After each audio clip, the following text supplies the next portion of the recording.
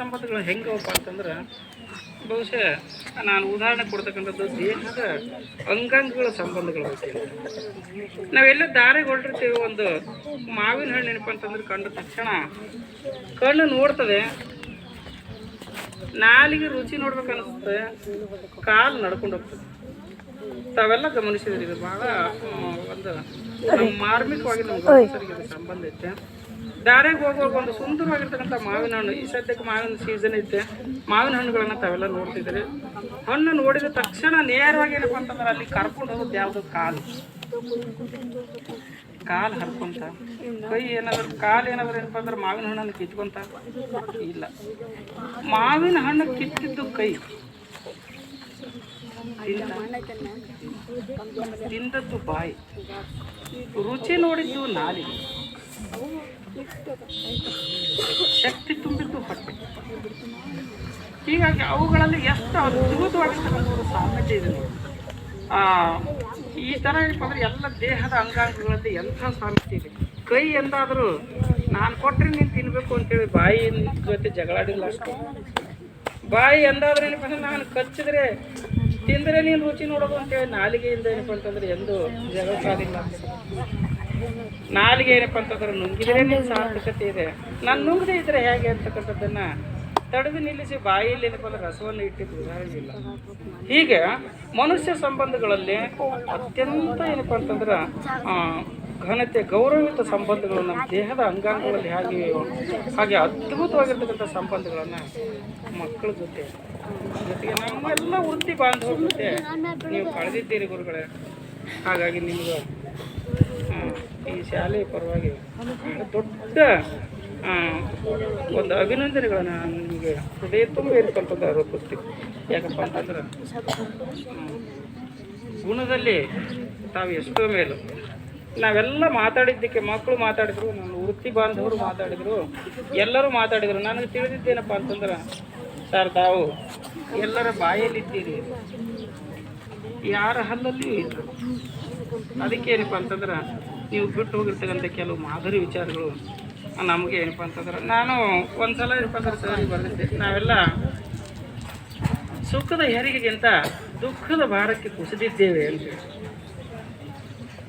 ಏನೋ ಭಗವಂತನ ಕೃಪೆಯಿಂದ ಬಹಳ ತುಂಬ ಏನಪ್ಪ ಅಂತಂದ್ರೆ ನೆಮ್ಮದಿಯಿಂದ ಸುಖದಿಂದೇ ಇದ್ದೇವೆ.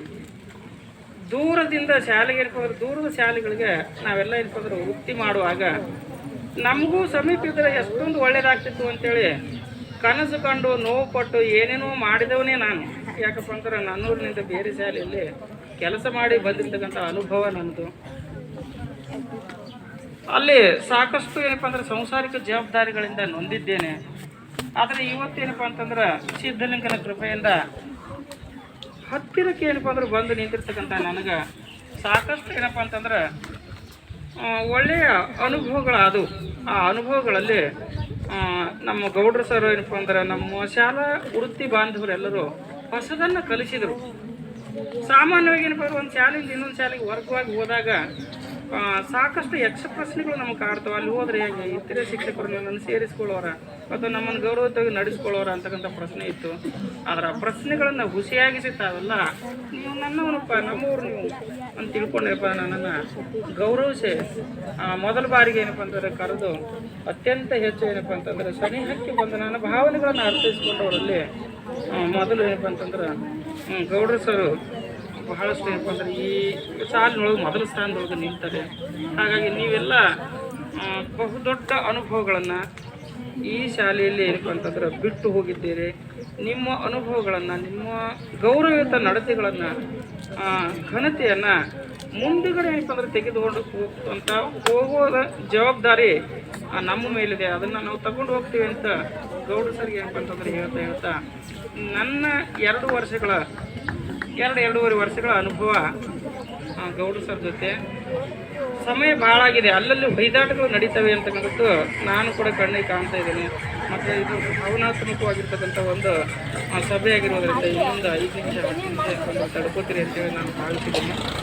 ಯಾಕಂದ್ರೆ ವ್ಯಕ್ತಿ ನಮ್ಮ ಕಣ್ಣು ಎದುರುಗಡೆಯಿಂದ ಏನಪ್ಪ ಅಂತಂದ್ರೆ ಮರೆಯಾದರೂ ಕೂಡ ಮಾಸದ ನೆನಪುಗಳನ್ನು ಈ ಶಾಲೆಯಲ್ಲಿ ಏನಪ್ಪ ಅಂದ್ರೆ ಬಿಟ್ಟು ಹೋಗಿದ್ದಾರೆ.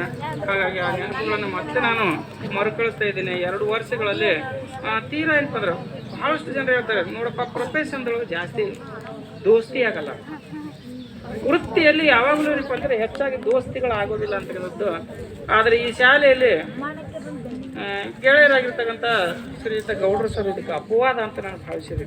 ಯಾಕಂದರೆ ಎಲ್ಲರ ಜೊತೆ ಬಹಳಷ್ಟು ಏನಪ್ಪ ಅಂತಂದ್ರೆ ಗೌರವಯುತವಾಗಿ ಗೆಳೆತನದಿಂದ, ನಂಬಿಕೆಯಿಂದ, ವಿಶ್ವಾಸದಿಂದ ಯಾರ ಮನಸ್ಸಿಗೂ ಏನಪ್ಪ ಅಂತಂದ್ರೆ ನೋವನ್ನು ಪಡೆದ ಹಾಗೆ ನನ್ನ 2.5 ವರ್ಷಗಳಲ್ಲಿ ನನ್ನ ಜೊತೆ ಏನಪ್ಪ ಅಂದ್ರೆ ತಾವು ನಡೆದುಕೊಂಡಿದ್ದೇನೆ.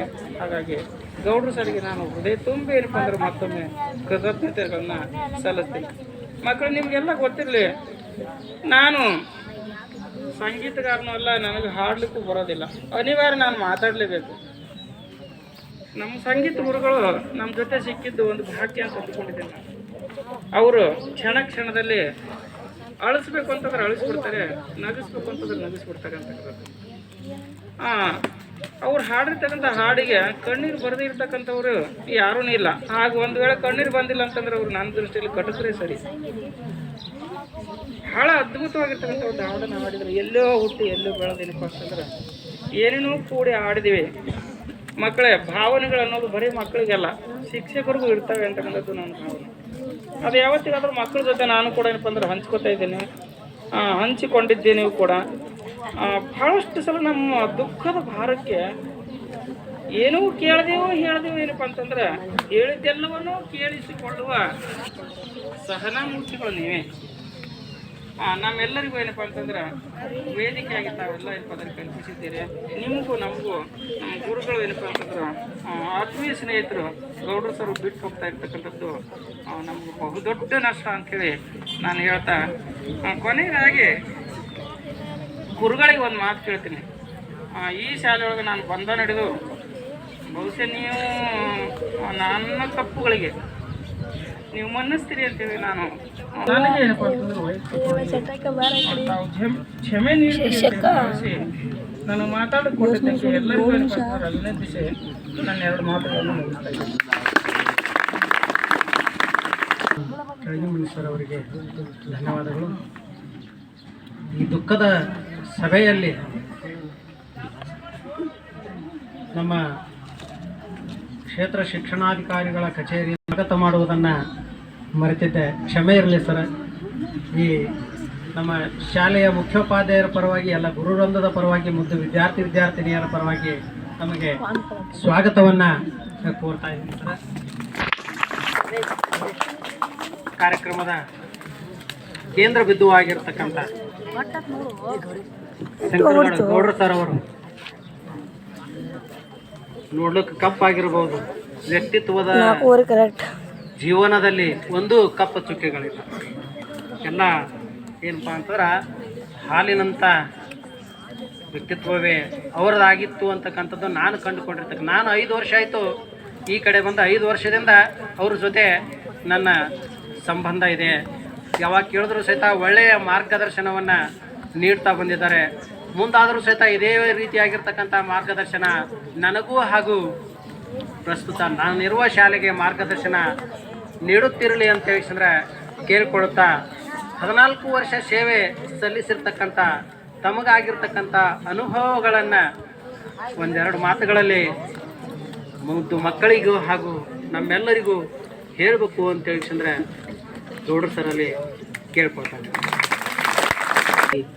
ಸಿದ್ಧಲಿಂಗ ಮಹಾರಾಜರವರ ಪಾದಗಳಲ್ಲಿ ಬಿಡಮಟ್ಟು, ಅದೇ ರೀತಿ ವಿದ್ಯಾ ಅಧಿದೇವತೆಯಾಗಿರತಕ್ಕಂಥ ಶಾರದಾ ಮಾತೆಯ ಪಾದಕಮಲಗಳಿಗೆ ನಮಸ್ಕರಿಸುತ್ತಾ, ಇವತ್ತಿನ ಈ ಸುಂದರ ವೇದಿಕೆಯ ಮೇಲೆ ಗಣ ಅಧ್ಯಕ್ಷ ಸ್ಥಾನವನ್ನು ವಹಿಸಿರ್ತಕ್ಕಂಥ ಈ ಶಾಲೆಯ ಮುಖ್ಯೋಪಾಧ್ಯಾಯರು ಆಗಿರ್ತಕ್ಕಂಥ ಜವಾನ್ ಗುರುಗಳೇ, ಅದೇ ರೀತಿ SDMC ಸದಸ್ಯರು ಆಗಿರ್ತಕ್ಕಂಥ ಹಿರಿಯರು ಆಗಿರ್ತಕ್ಕಂಥ ಬಸವರಾಜಣ್ಣ ಹಾದಿಮನಿಯವರೇ, ಸ್ನೇಹಜೀವಿಗಳು, ನನ್ನೆಲ್ಲ ಒಡಗೂಡಿ ವೃತ್ತಿಯನ್ನು ಇಲ್ಲಿ ಆರಂಭಿಸಿರ್ತಕ್ಕಂಥ ಎಲ್ಲ ನನ್ನ ಗುರುಗಳಾಗವೆ, ಗುರುಮಾತೆಯರೇ.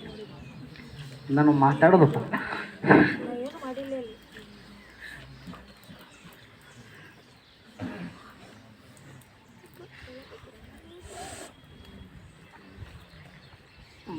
ಭಾಳ ಅದ, ಆದ್ರೆ ನನಗೆ ಹೇಳಕ್ಕೆ ಈ ತಾಕತ್ತಿನ ಉಳಿಲ್ಲ ರಂಗಯ್ಯದ. ವಿದ್ಯಾರ್ಥಿಗಳೇ, ನಾನು 1/9/2008 ಈ ಶಾಲೆಗೆ ಬಂದು ಅಪರಾಹ್ನ ಮಧ್ಯಾಹ್ನ ಮುಂಬೈ ಟ್ರೈನಿಗೆ ಬಂದು ನಾನು ಇಲ್ಲಿ ಹಾಜರಾದಾಗ ನನಗೆ ನಿಜವಾಗ್ಲೂ ನಾನು ಇಲ್ಲಿ ಒಬ್ಬನೇ ಏಕಾಂಗಿಯಾಗಿ ಬಂದು ನಾನು